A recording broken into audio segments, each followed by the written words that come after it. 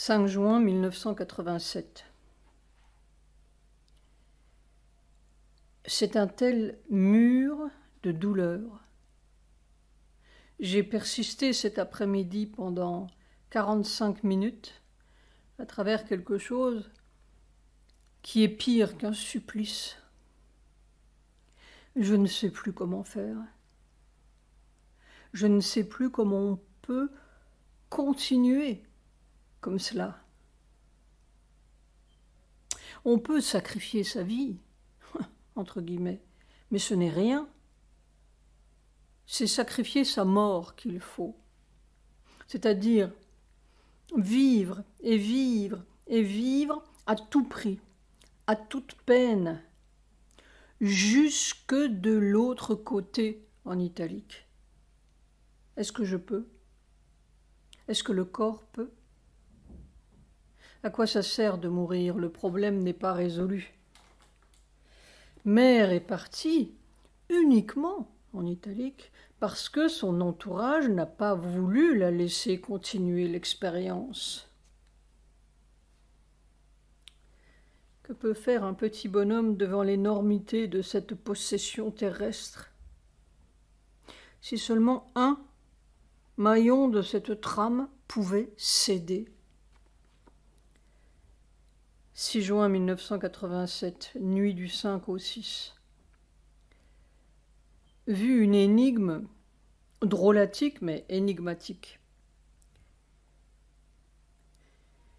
Le subconscient de la vie, c'est un abominable trou où tout glisse et se dérobe comme des serpents ou des fondrières. C'est la plus triste et la plus dure besogne du monde. Le subconscient de la matière, c'est un autre trou, mais au moins c'est propre et franc, entre guillemets. Ça dit non, en lettres capitales, et ça veut, en lettres capitales, la mort. On sait à quoi s'en tenir.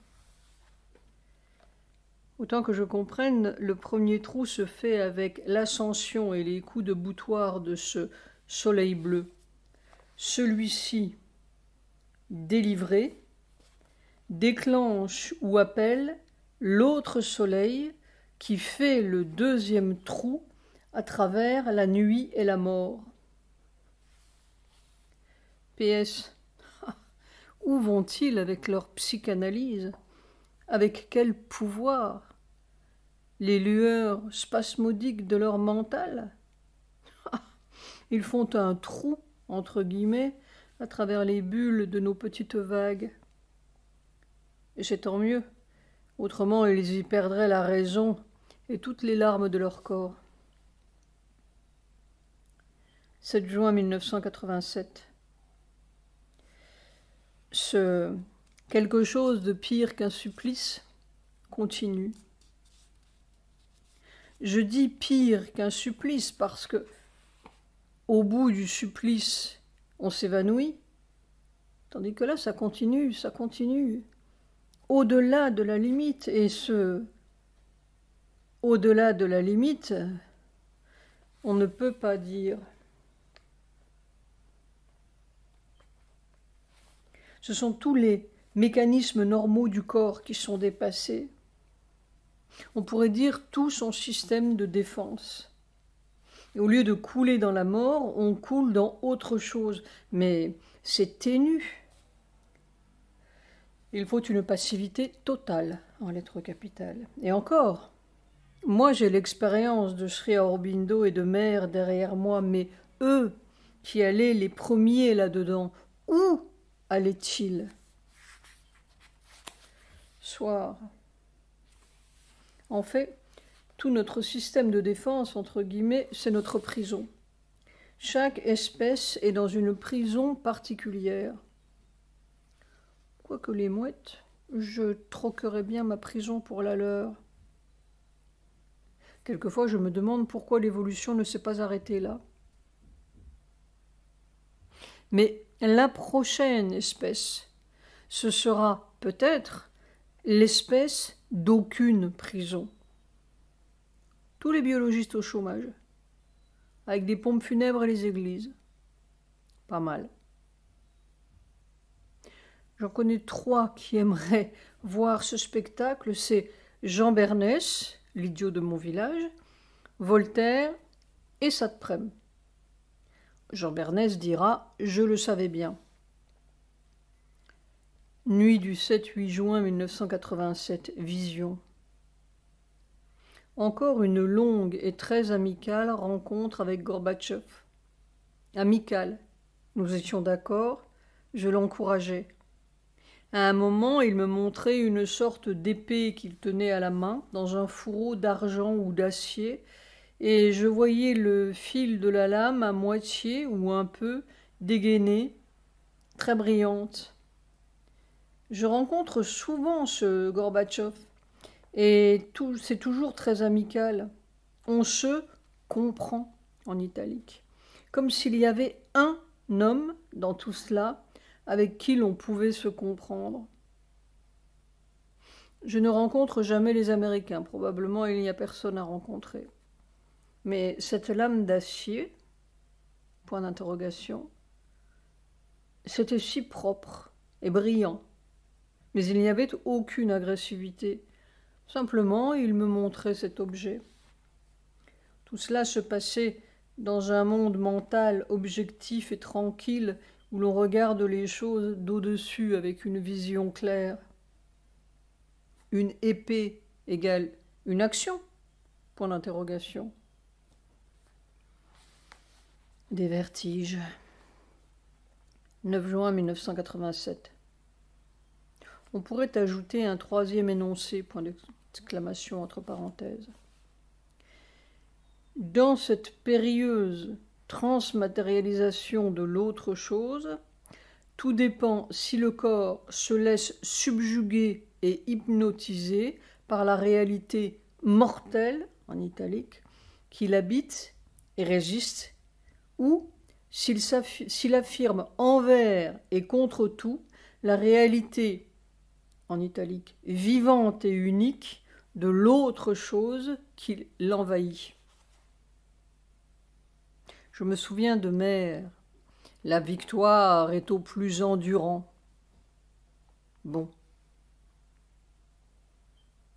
Contrairement au principe darwinien, celui qui est le moins bien adapté au système mortel a le plus de chances de s'ouvrir au prochain système et peut-être de survivre. Toutes les failles sont des brèches. 11 juin 1987. La nuit, le jour, on me fait étudier les minuscules rouages cachés de la mort.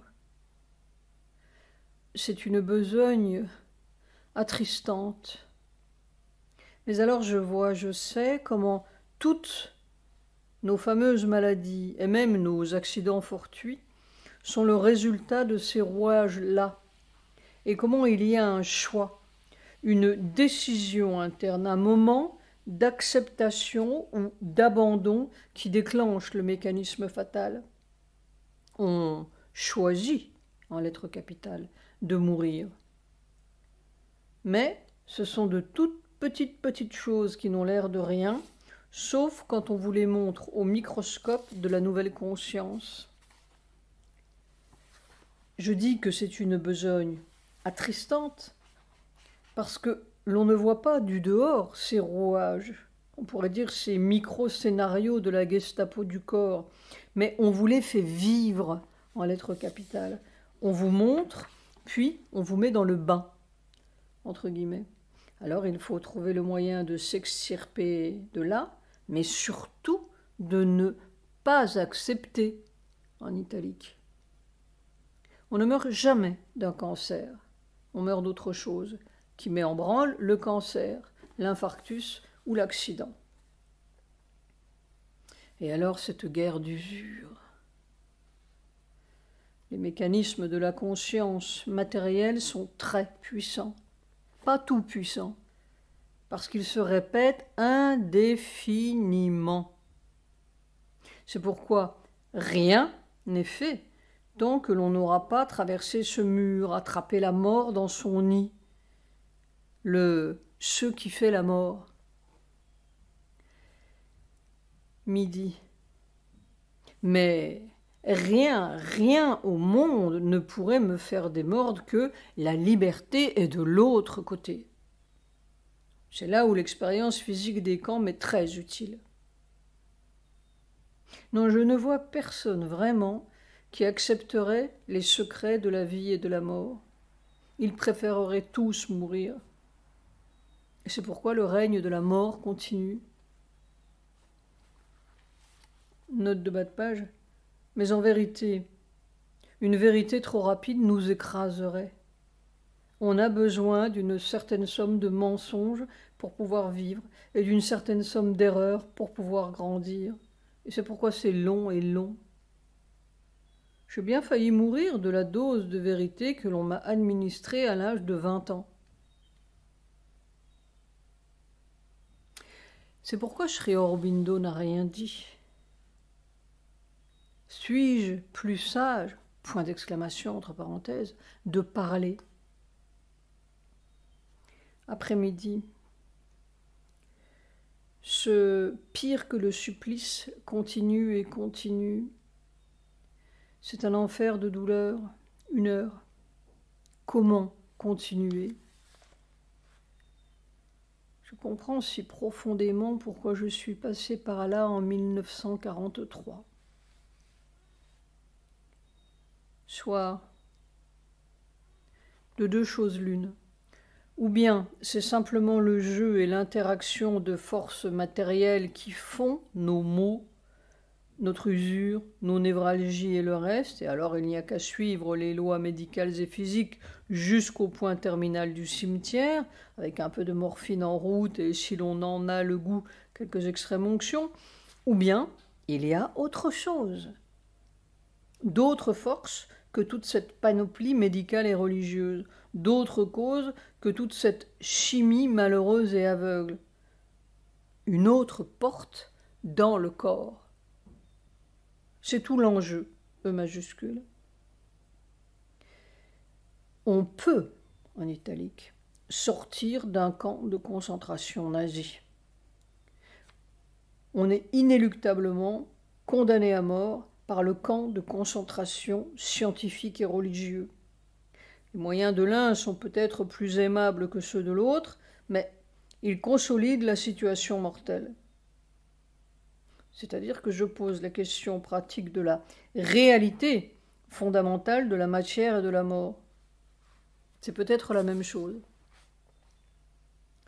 12 juin 1987, après-midi. Il se passe quelque chose que je ne comprends pas très bien.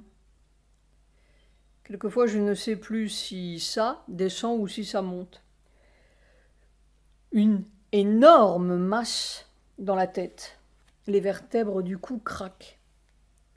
Le barrage de douleur infernal dans mon dos n'est plus tout à fait pareil. Je ne comprends pas ce qui se passe. J'essaie d'être aussi passif que possible. Nuit du 14-15 juin 1987. Vision. Je descends périlleusement une échelle verte.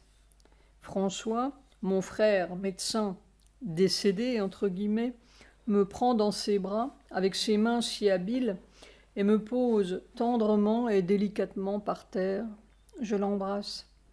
Il veut me donner une drogue. Je lui réponds « L'effet de l'opium, je connais. Mais ces drogues-là, c'était blanc, mousseux, je suppose de l'héroïne. » C'est tout de même intéressant. François, de l'autre côté, entre guillemets, continue de s'intéresser à l'expérience et veut aider.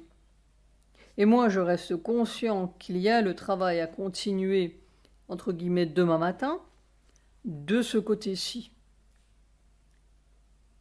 L'échelle verte, c'est peut-être la nature physique dont je descends périlleusement les degrés. Ce qui sépare le monde des soi-disant vivants du monde des prétendus morts a l'air d'être de plus en plus fluide, mince. Je me souviens, il y a une semaine environ, j'ai rencontré pour la première fois depuis des années mon amie Clary. J'ai aussitôt pensé, tiens, elle doit être partie. Et elle était gentille, alors elle était très fâchée contre moi ici. De l'autre côté, on voit les choses autrement, plus exactement. Comme si là, les choses prenaient leur vraie place, tandis que dans la vie, elles sont toujours de travers ou en désordre, vues à travers de fausses lunettes.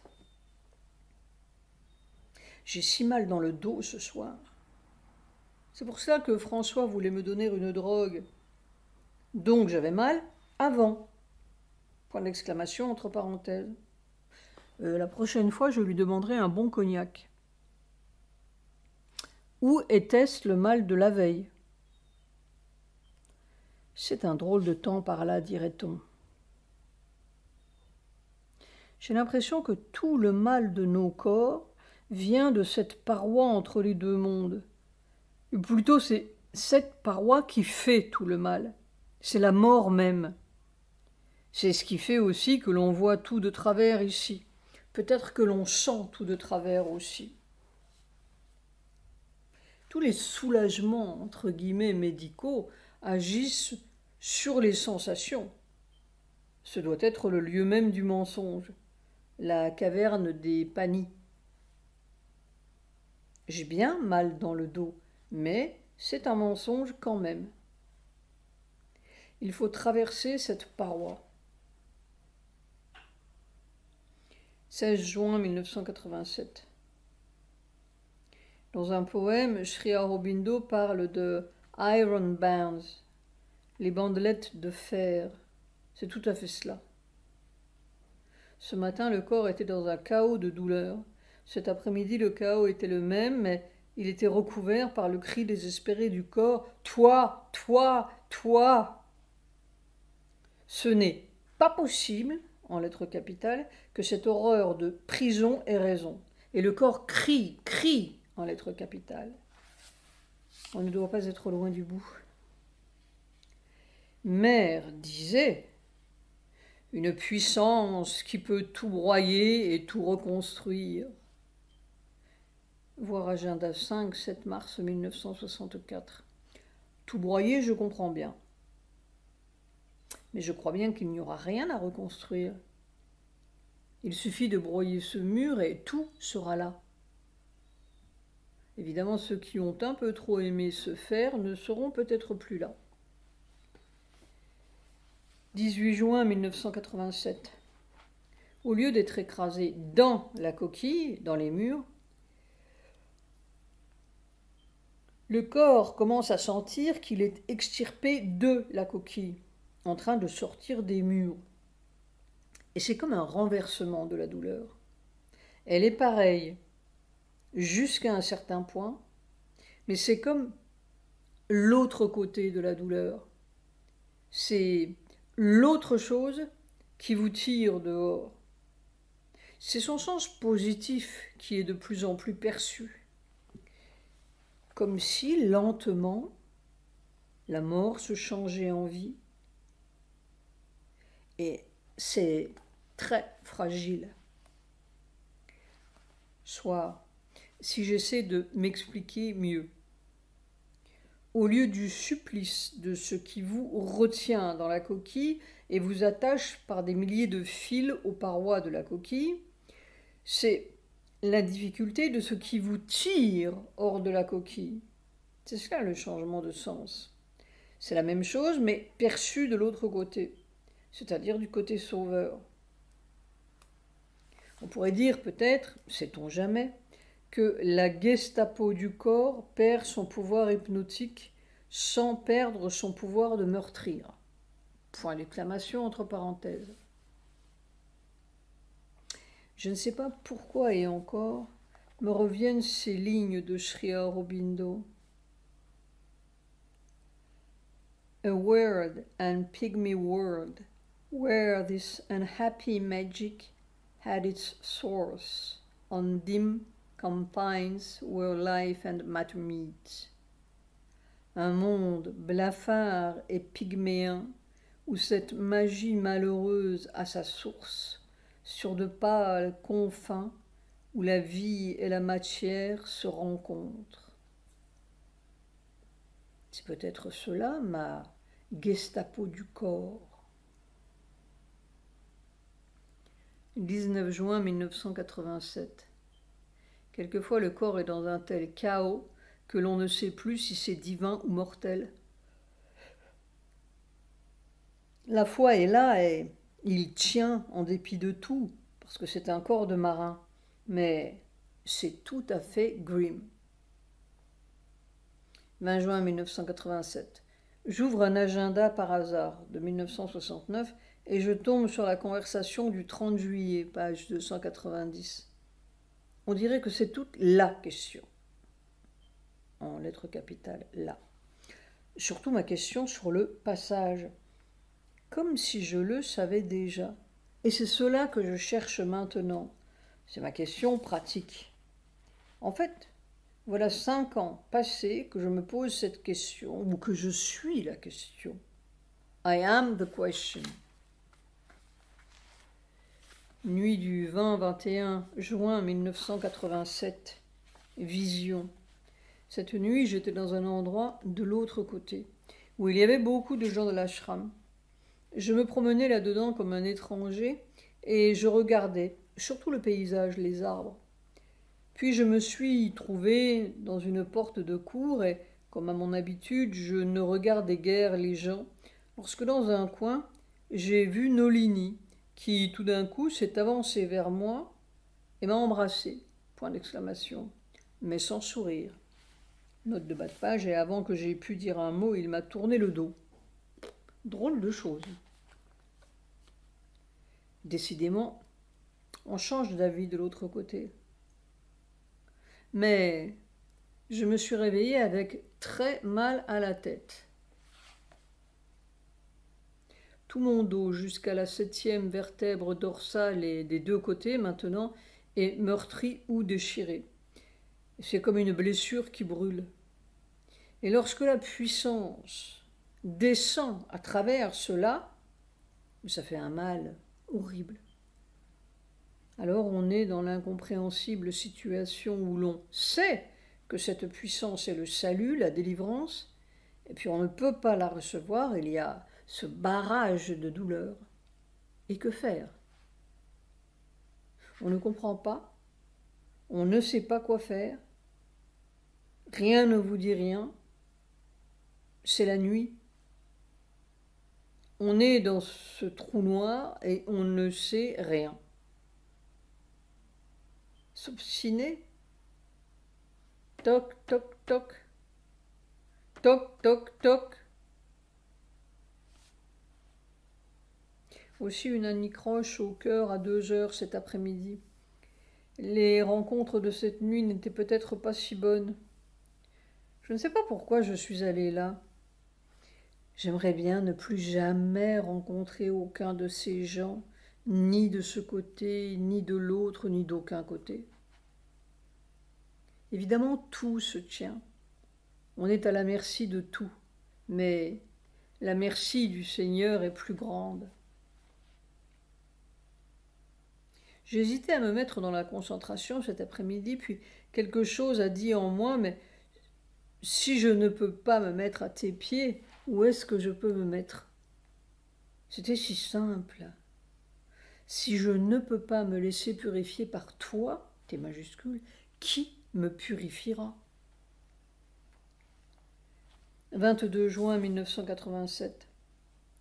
Oh, cette fois, c'est une lutte à mort et une révolte dans le corps.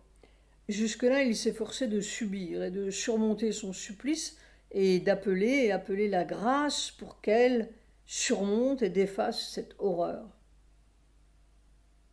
Maintenant, tout d'un coup, ce matin, le corps s'est révolté et a dit « Non, je n'accepte pas ce supplice en lettres capitales.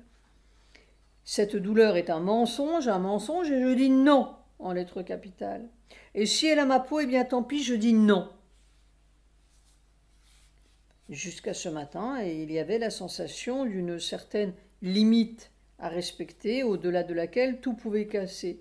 Et maintenant, le corps refuse la limite. Si je casse, je casse. Mais cette Gestapo innommable, cette douleur inacceptable, ce supplice dégoûtant, cette prison n'aura pas raison. Comme si le corps se foutait de la mort. Voilà. C'était affreux ce matin, mais le corps n'a pas arrêté de serrer les dents.